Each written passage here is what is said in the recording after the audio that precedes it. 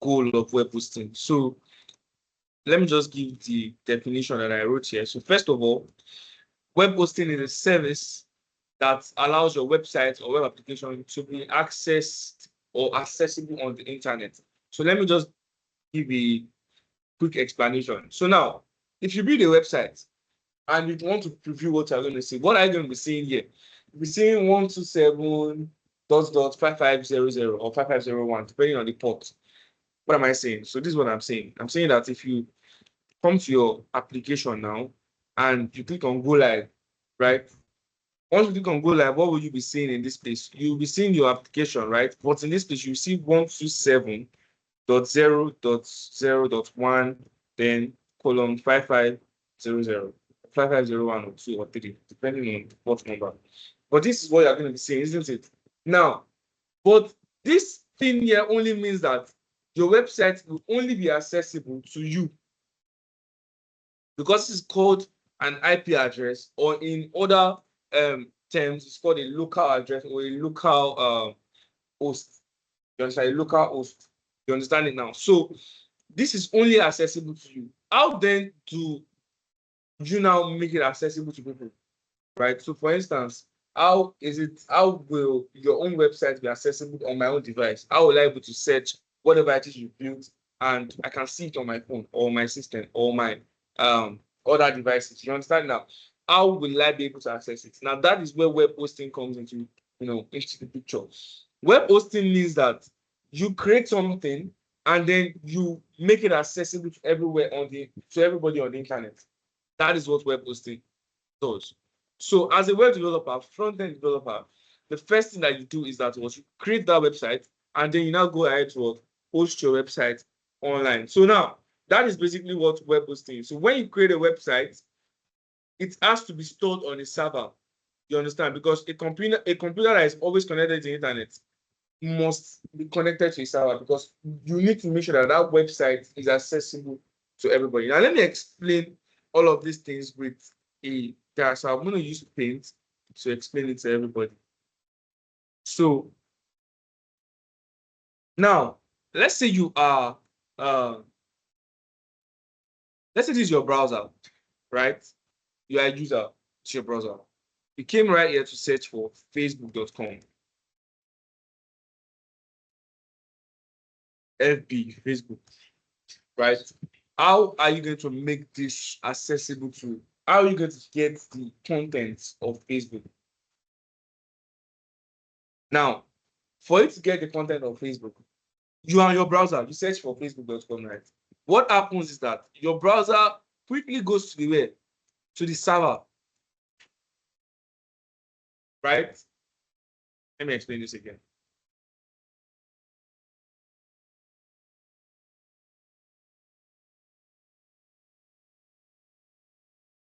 So now you have,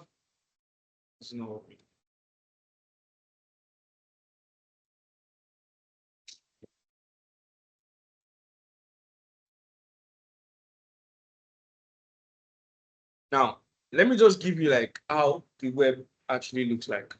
Now you have your browser, which is this, right? You have you, the user. This browser is called client. They call it client. Then you have the user right here, which is you. Now, there is not something called a server.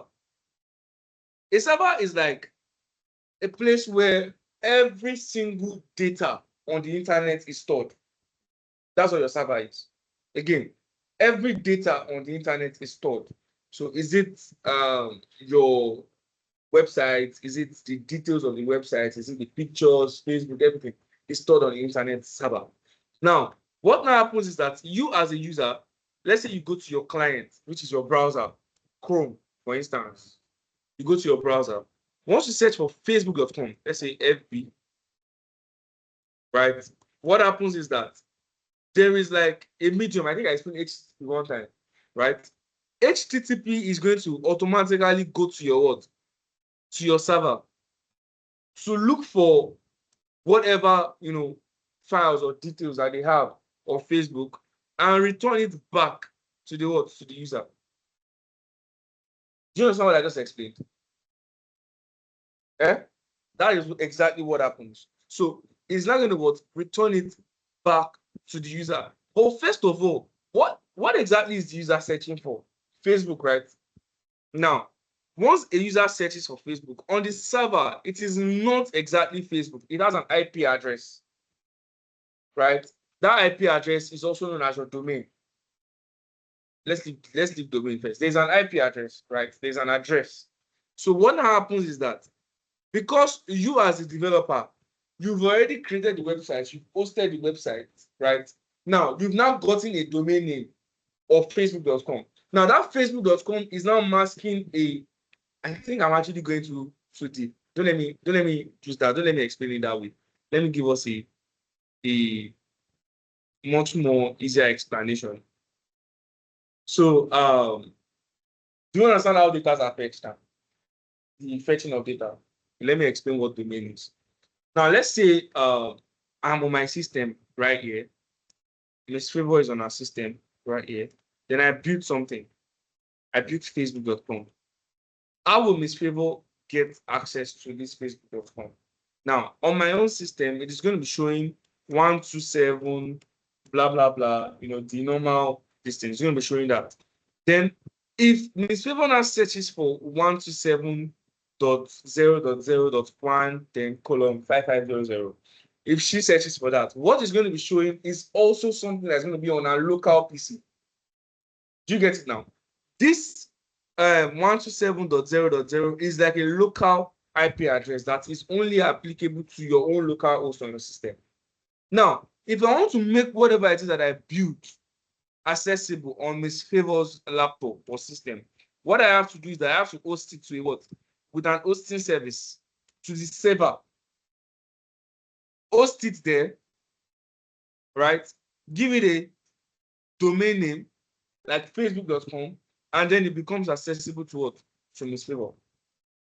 She cannot access it with using what? 127.0.0. She can only access it using what? This particular domain name that is here. So that is what web hosting basically does.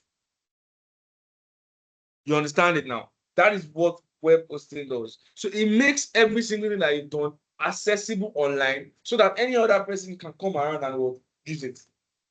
Help everything. I will select everybody now. So that's basically what web hosting will do. So I'm going to go ahead now and so let me clone this repository into my system again so that I can have access to it here. So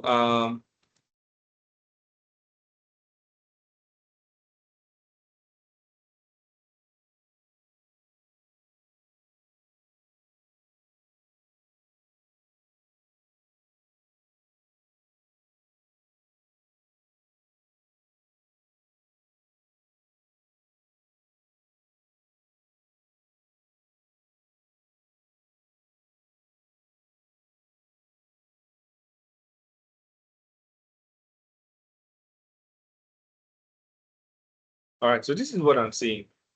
So for instance, we have access to the index of HTML now. So I'm going to try and go live. So let me go live.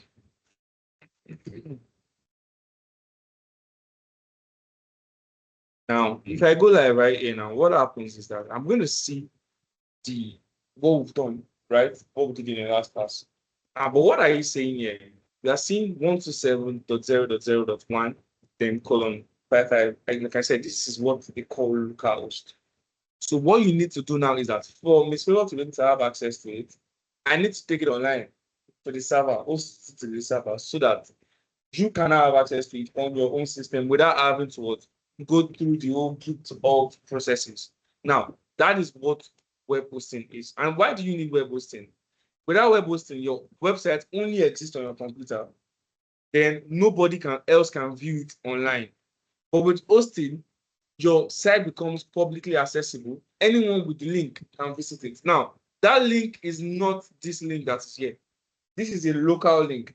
You need to now make sure it is accessible with a domain name, which we'll get to very soon. Now, what are hosting services? So hosting services are hosting providers or companies. Now, let me explain what hosting services is. I told you that for people to be able to have access to your website online, you need to be able to host it on the server. For you to be able to host it on the server, you need hosting services. You understand it now? So hosting services are those services that will now help you host them online, so that whenever people search for your website, because your website now has a server space, they will not be able to see it. Do you get it now? That's what hosting service. Now you have a lot of hosting, a lot of providers, service providers. You have GoDaddy, you have Hostinger, you have HostGator, you have Namecheap, vercel, Netlify, even GitHub is a hosting service, which we'll get to. I'll probably explain that. Now, the one I use is Hostinger. I use Hostinger a lot, but because Hostinger is paid, and it will not make sense for a lot of us to now start paying $70 to $100 right here. The best thing to do is what? Use a free hosting service. So we're going to be using vercel. You can use vercel or Netlify. Now, developers, front-end developers, most of the time use what? Vercel and Netlify, just to quickly host their project because it's free. Just host your project and see what you've done. That is what you use vercel and Netlify to do. Now, they use GitHub also, but I feel like GitHub is very, very, very complicated. So I'm going to go ahead and use vercel now to host what we've done, so you can understand what we're talking about. So what I want you to do now is go to vercel.com and create an account. So I'm going to pause the recording here. So when we get back, we're going to talk about how to use vercel.